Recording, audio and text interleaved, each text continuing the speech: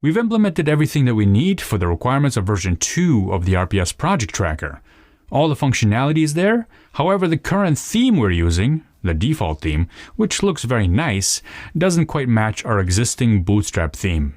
Telerik UI comes with a number of different themes out of the box, and we can also build our own theme. So in this chapter, we're going to look at some of the styling options, including themes, the theme builder, and icons. Right now in our application, all the components that we've added so far look stylistically the same because they use the Kendo UI default theme. The default theme provides these gray type of buttons and inputs with sharp edges and slight shadows along the edges. The primary color of the default theme is orange, so you can see that on primary buttons, on some of the controls like these arrows here, and you can especially see that on the details page, in the tab view, and the slider control, and also in the drop-down lists. We want to switch this default theme to the Bootstrap theme. If I go to the Tasks tab, you can see that all our inputs here and the buttons are styled using Bootstrap. These are not Kendo components. And these look quite different than the currently themed Kendo components. Luckily, Kendo UI themes do include the Bootstrap theme, and we can easily make the switch. But first, we need a little bit of context here. Let's take a look at the documentation on styles and appearance.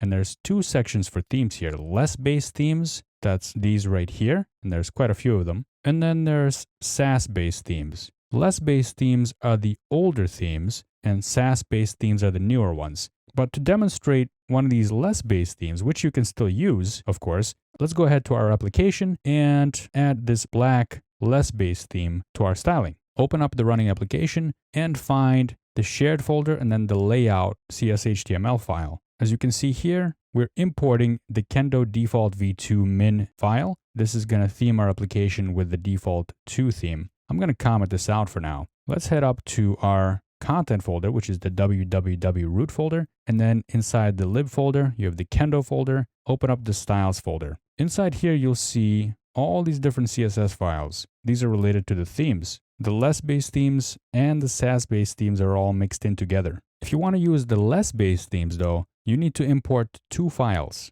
First, you need to import kendo common.min.css. So I'm going to go ahead and drag that one out. And then after that one, you need to import the color that you want, or not necessarily the color. We're going to use one called black, but sometimes these just have different names like blue opal, fiori, and so on. I'm going to drag black after the common one. Make sure it's placed afterwards. And let's save this and take a look. I'm going to refresh the dashboard, and you'll see that our buttons and the combo box all have the black theme. Now, you probably will need to do a little bit more styling here just to fix things up a little bit. Let's head over to the backlog. There's our grid. You can see that it does have the black styling. I'm going to go to the details page, and you'll see that the tab strip also has the black styling. Basically, any component that we've imported throughout this course, all the Kendo UI components are going to be styled using the black theme. Now, the common file you saw me use for this black less-based theme is the common.min.css file, which is the base common file to be used with most of the themes. But there are certain themes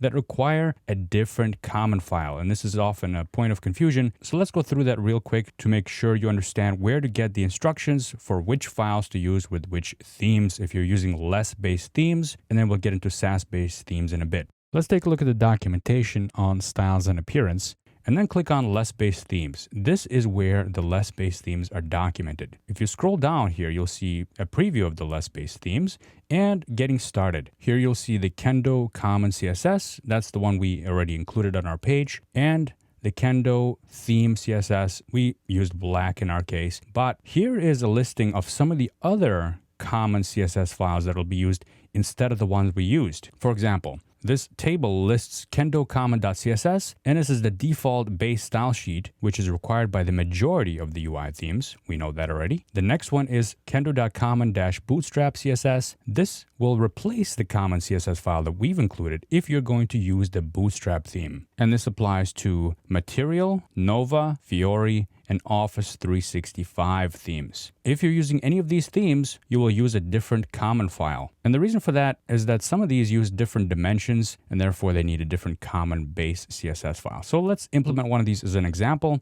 we're going to do Kendo Bootstrap. So back in our code, I'm going to remove common and black. And in our CSS, you'll see the other common files here. There they are. We're going to use this one, common bootstrap. So I'll drag that over. And in exactly the same way as I did before, I'm going to find a separate bootstrap file and put that after our common bootstrap file. And if we take a look at the application, you'll see that we do have that bootstrap theme applied. Now our goal is actually to use the Sass-based bootstrap theme. So let's head over to the code and let's remove these two lines. And you know what? We don't need the default min either here. Let's implement the Sass-based bootstrap theme. Find the Kendo Bootstrap v4 and the min version of that, which is right underneath of that, and drag that right over into our layout head. Now, because this is the Sass-based theme, we don't need a common file for this one. So let's go ahead and save this and take a look. I'm going to refresh our details page. And here you'll see that now all our components inherit the Bootstrap theme, which means that our tabs will now have a larger, more rounded button look. Our inputs will also be rounded and they'll be larger.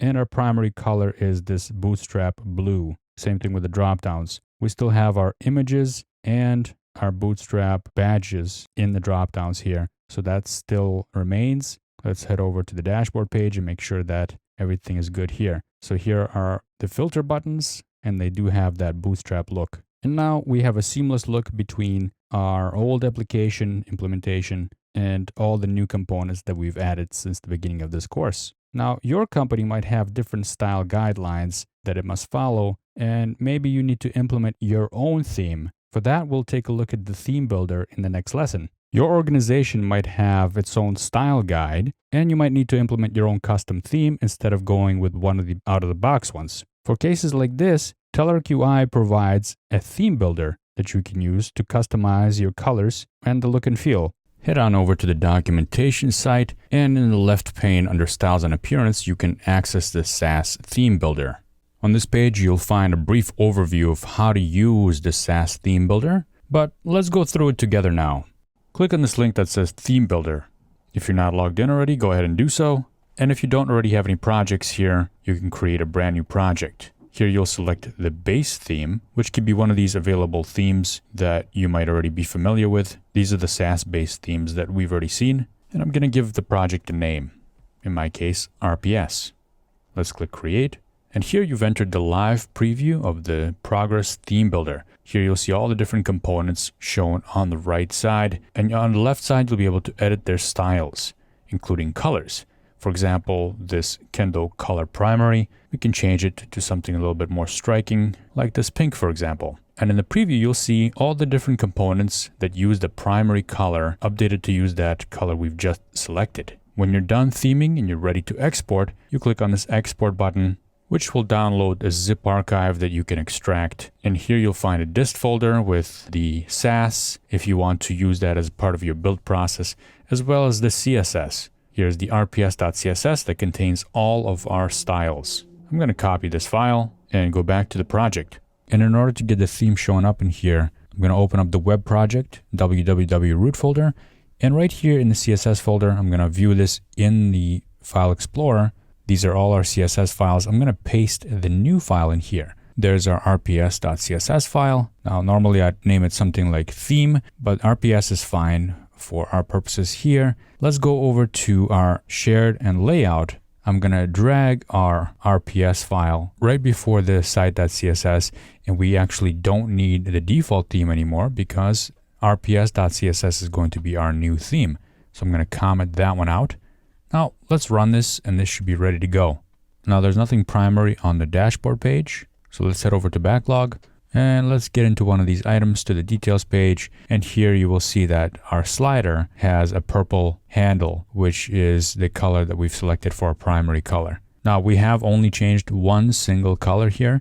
You can go wild, of course, and change every single color to match your theme. And that's how you'll be able to use the theme builder to theme your application according to your application needs.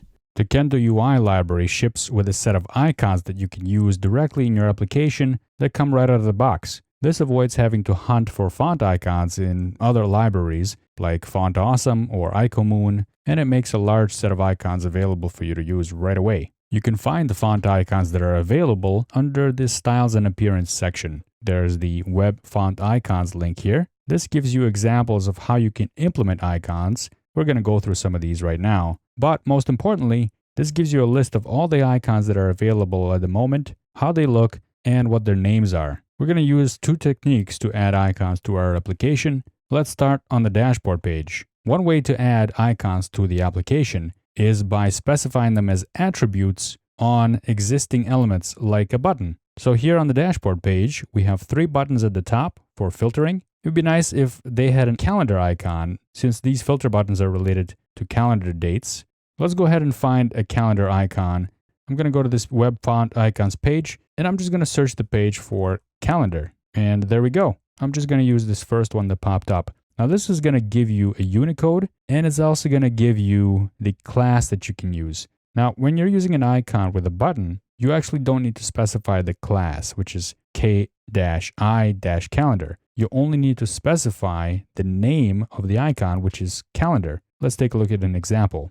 I'm going to close the layout page here, and let's open up our dashboard. That's in pages and then dashboard right there. We have 3 filter buttons. Here they are. To add an icon to a button, all you need to do is just simply add an icon attribute, and then you can specify what icon you want to use. So in our case, we want to use calendar. I'm going to copy and paste this on all the buttons that we have for filtering by date. Let's go back to the app and take a look. And there we go. Now the buttons have icons in them, and all the spacing is properly done for us, and it looks nice. Now you might not always want an icon that's part of a button. Maybe you want a standalone icon. And a good spot to include a standalone icon is on the details page right before the title here to signify to the user that you're editing this item. So we need some kind of editing icon. Let's head back to our font icon library, and I'm going to search for the word edit. Here's a good one. I like this one. This one has the class of k-i-edit tools.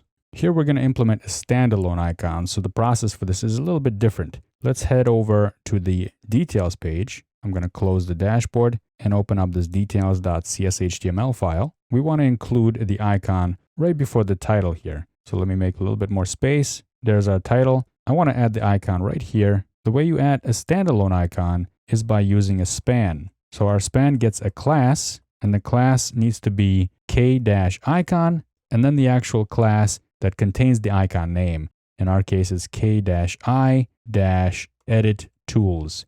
And you can see the IntelliSense in our Visual Studio tool is actually helping us out here. So we can actually select different icons just from the drop down here. I want the k-i-edit tools icon. So I'm going to select that one, and let's save this and take a look. Okay, and there's our little font icon right there before the title. So those are 2 ways that you can add font icons to your application.